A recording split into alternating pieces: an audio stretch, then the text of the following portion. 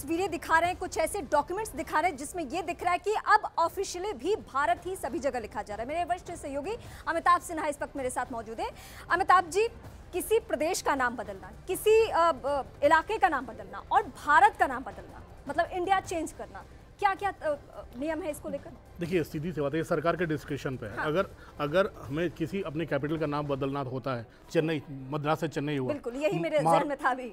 बम्बई मुंबई हो गया, बेंगलोर बेंगलुरु हो गया है, पटना को नाम बदलकर हमारे शहर पटना का नाम बदलकर पाटलिपुत्रा करने की बात हो रही है, कोलकाता हो गया है। तो मुझे लगता है राज्य सरकार प्रस्ताव लाती है, केंद्र सरकार मान जाती है, इसमें कोई इफ्स एंड बट्स होता नहीं है। अगर ट्रेडिशन के हिसाब से, परंपरा के हिसाब से राज्य सरकारें नाम बदल रही हैं तो यहाँ पे राज्य सरकार को आपत्ति नहीं है। रेलवे स्टेशन के नाम बदले जाते हैं, तो मुझे लगता है कि ये इसमें कोई बहुत ज़्यादा चिंता की बात नहीं है। अगर इसका असली मकसद क्या है, अगर हिंदी इंग्लिश का विवाद पैदा करना चाहती है कांग्रेस या विपक्षी दल, तो यहाँ पर वो ज़्यादा सोचने वाली बात होगी। लेकिन रीमा, मैं सबसे पहले यहाँ दो चीज़ें साफ करना चाहूँगा कि न्यू इकोनॉमिक पॉलिसी है जो 2020 वाली, जो प्रधानमंत्री मोदी के शासनकाल में आई है, और दूसरा, बार बार प्रधानमंत्री हो चाहे शिक्षा मंत्री हो यही समझाते रहे हैं कि ये हिंदी थोपी नहीं जा रही है मोदी सरकार के द्वारा। अगर हिंदी को प्राथमिकता मिल रही है, हिंदी इंग्लिश में इंग्लिश से ज़्यादा प्राथमिकता मिल रही है। हाँ। ये नहीं कि हिंदी को थोपा जा रहा है। और अपनी भाषा में, अपनी मातृभाषा में आप बोर्ड के एग्जाम भी दे सकते हैं, आप कॉम्पिटिटिव एग्जाम भी दे सकते हैं। तो ये हिंदी और इंग्लिश का विवाद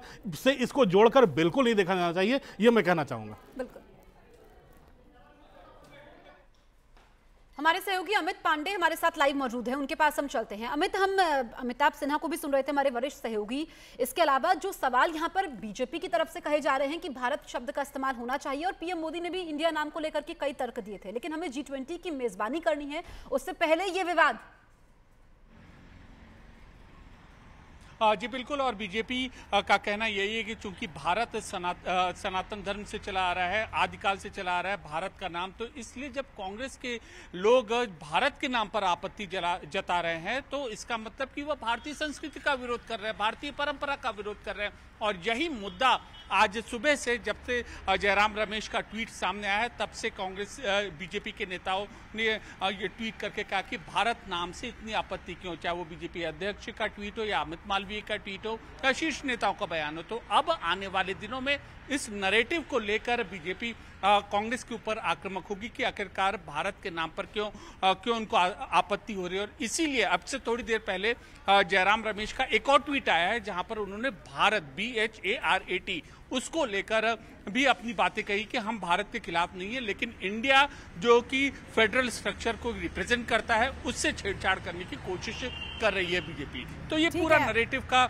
एक परसेप्शन बनाने की कोशिश की जा रही है, और कमोवेश इसीलिए आज बीजेपी ज्यादा हमलावर दिख रही है जयराम रमेश के ट्वीट के बाद। बिल्कुल अमित, तो हम देख रहे हैं कि बीजेपी की तरफ से अलग तर्क दिया जा रहा है और कांग्रेस की तरफ से अलग सवाल उठाए जा रहे हैं। लेकिन इस बीच आपको बता दें कि जयराम रमेश के ट्वीट को बीजेपी ने दुर्भाग्यपूर्ण बताया है और कांग्रेस से सवाल पूछा कि आखिर भारत नाम से दिक्कत क्यों है। सर, उन्होंने कहा प्रेसिडेंट ऑफ इंडिया लिखा जाता था अमूमन, लेकिन प्रेसिडेंट ऑफ भारत इसमें लिखा। भारत लिखने पर इतराज क्या है? कांग्रेस स्पष्ट करे कि भारत बोलने पर उनको क्या इतराज है, क्या दिक्कत है, क्यों शर्म आ रही है आपको भारत कहने पर, अपने आप को भारतीय कहने पर? इस धरती का, इस धरा का नाम, हमारी मातृभूमि का नाम भारत माता, भारत सदियों से है। कांग्रेस और जयराम रमेश जी के दादे परदादे नाकद दादे के होने से पहले से है। और क्या इतराज है आपको? कभी आप इतराज करते भारत माता की जय बोलने पर, कभी आप वंदे मातरम बोलने पर इतराज करते।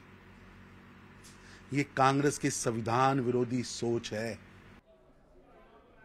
हम हमेशा से भारत को अलग अलग नाम से बुलाते रहे, भारत, इंडिया, हिंदुस्तान, हिंद, ये सारे नाम से बुलाते रहे। लेकिन आज अमिताभ जी, जो कांग्रेस पार्टी ये एक एक करके विवाद कर रही है, कह रही है कि ये हमसे डर गया। अभी मनोज झा का एक हम बयान भी चला रहे हैं, आरजेडी के लीडर हैं, जो कह रहे हैं कि इंडिया गठबंधन से डर गई है बीजेपी और इसलिए नाम बदल रहे हैं। नाम बदलने जैसी तो कोई बात नहीं है। मुझे लगता है कि सिर्फ भारत को लेकर ज्यादा जोर दिया जा रहा है कि भारत अब इसकी पहचान रहेगी।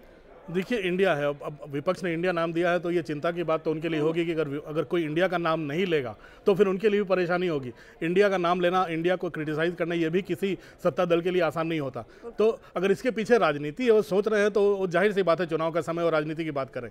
लेकिन अगर भारत का इस्तेमाल कर रहे हैं, अगर प्रधानमंत्री मोदी कर रहे हैं, अगर पूरी सरकार कर रही है, सरसंघ चालक कर रहे हैं, राष्ट्रपति कर रही हैं, तो ये प्राथमिकता हो सकती है उस मानसिकता से छुटकारा पाने की जो अब तक चली आ रही है। इस आज़ादी के अमृतकाल में जो प्रधानमंत्री ने कहा है कि उस औपनिवेशिक मानसिकता से छुट्टी पानी है, उस मानसिकता से छुट्टी पाने की ये शुरुआत हो सकती है। अच्छा, एक छोटा सा सवाल, स्पेशल सेशन भी है, क्या भारत नाम को लेकर कोई रूल बन जाएगा कि अब हर जगह पे आपको भारत इस्तेमाल करना होगा? नहीं, मुझे नहीं लगता कि रूल बने या कि कोई प्रस्ताव पारित हो सकता है, ये उसके ऊपर है। दक्षिण भारत में इंडिया यूज़ कर सकते हैं, उत्तर भारत में जिसकी जैसे श्रद्धा हो इस्तेमाल करें। लेकिन इतना तो साफ हो गया है कि मोदी सरकार इसका इस्तेमाल कर रही है भारत का आने वाले दिनों में, और पूरी तरह से जोर लगाकर।